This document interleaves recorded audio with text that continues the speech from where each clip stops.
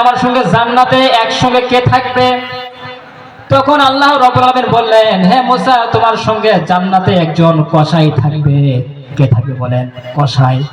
জান্নাতে একজন কসাই থাকে মানে আমি এই জামানার সবচেয়ে বড় একজন আলেম, সবচেয়ে বড় নবী, আর আমার সঙ্গে জান্নাতে যাবে একজন কসাই। এটা কি হলো নাকি? আমার সঙ্গে যাবে জান্নাতে একজন সালেহ বান্দা, একজন শহীদ, একজন গাজী, ঠিক কিনা? কিন্তু আপনি আমার সঙ্গে একজন যাবে সামান্য একজন কসাই, যেখানে গরু জবাই করে, মহিষ জবাই করে। আল্লাহ সুবহানাহু ওয়া তাআলা বললেন, যাও এই কসাইয়ের কাছে যাও, সে তোমার সাথে কেন জান্নাতে থাকবে। যাও যাও যাও, তুমি ওই কসাইয়ের কাছে যাও। আল্লাহর কাছ থেকে ঠিকানা নিয়ে তিনি ওই কসাইয়ের কাছে চলে গেলেন। কসাইয়ের কাছে যাওয়ার পরে তিনি দেখলেন কসাই গোশত বিক্রি করার পর সামান্য কিছু গোশত টুকরো নিয়ে তিনি বাসায় যাচ্ছিলেন। এমত অবস্থায় মুসা আলাইহিস সালাম ওই কসাইকে বললেন, হে ভাই কসাই ভাই থামেন, আমি এমন এক জায়গায় যাইতে যাচ্ছি, আমি হিজরতে আছি, আমি মুসাফির, সুতরাং আমি রাতের বেলা আমি অন্য কোথাও যেতে পারবো না, আমাকে সামান্য কিছু খাবার দেন আর রাতের থাকার ব্যবস্থা করে দেন। মুসা নবী কিন্তু বুঝেছেন যে উনি হচ্ছেন কসাই, কিন্তু মুসা নবী তার পরিচয় দিলেন না। তারপরে তিনি তাকে বাসায় গেলেন। মুসা যখন কসাইয়ের বাসায় গেলেন, তখন কসাই মুসাকে গেস্ট রুমে রাখলেন, রেখে বললেন, আপনি একটু এখানে ওয়েট করেন, আমি ঘরের মধ্যে থেকে আসি। তখন কসাই তার মায়ের কাছে গেলেন। তার মা, বৃদ্ধ মা, অসুস্থ মা ছিলেন, অসুস্থ মা। তার মাকে গোসল করালেন, মাথায় তাল দিয়ে দিলেন, শরীরে পোশাক পরিয়ে দিলেন।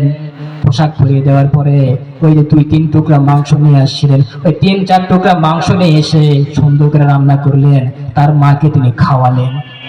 তার মাকে যখন তিনি খাওয়ালেন, তখন জিজ্ঞাসা করা হলো, মাকে যখন খাওয়ালেন তখন তার মা 2 হাত তুলে আল্লাহর দরবারে কি যেন বিনবিন করে বলছিল। তখন মুসা আলাইহিস সালাতু ওয়াস সালাম ওই কসাইকে জিজ্ঞেস করলো, হে কসাই, ওই ঘরের মধ্যে ওই মহিলাটিকে? তখন কসাই বললেন, এ আর কেউ নয়, এ আমার জনম দুঃখিনী মা, এই মা সারা দুনিয়াতে আমার আর কেউ নাই। তারপরে মুসাকে বললেন, আমি বুঝলাম এটা তোমার মা, কিন্তু তুমি যখন তাকে মাংস টুকরা দিয়ে খাওয়াচ্ছিলা, যখন তুমি তাকে রুটি আর মাংস দিয়ে যখন তুমি তাকে খাওয়ালা, তখন 2 হাত তুলে কি যেন বিনবিন করে বলতেছিল। তখন কসাই বললেন, হে আল্লাহ নবী, হে মুসাফির, আপনি ওরা জিজ্ঞেস করেন না, আমার মা একটা পাগলা দোয়া বিনবিন করে বলে, যেটা কবুল হওয়ার নয়। তখন মুসার জানার আগ্রহ বেড়ে গেল, কি এমন দোয়া? তখন তিনি বললেন, আমার মা আমার জন্য এমন একটা দোয়া করেন যে, হে আল্লাহ, আপনি এই জামানার সবচেয়ে বড় পয়গম্বর মুসা কালিমুল্লাহর সঙ্গে আমার এই সন্তানকে, আমার এই কলিজার টুকরা সন্তানকে আপনি একসঙ্গে তাদের দুজনকে জান্নাতে রাখবেন।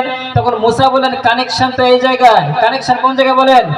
মাতা পিতার খেদমত, মায়ের খেদমত করার কারণে একজন কসাই থেকে তিনি হয়ে গেলেন নাজাতের, মুক্তির অগ্রদূত। একজন নবীর সঙ্গে তিনি জান্নাতের মধ্যে অবস্থান করলেন।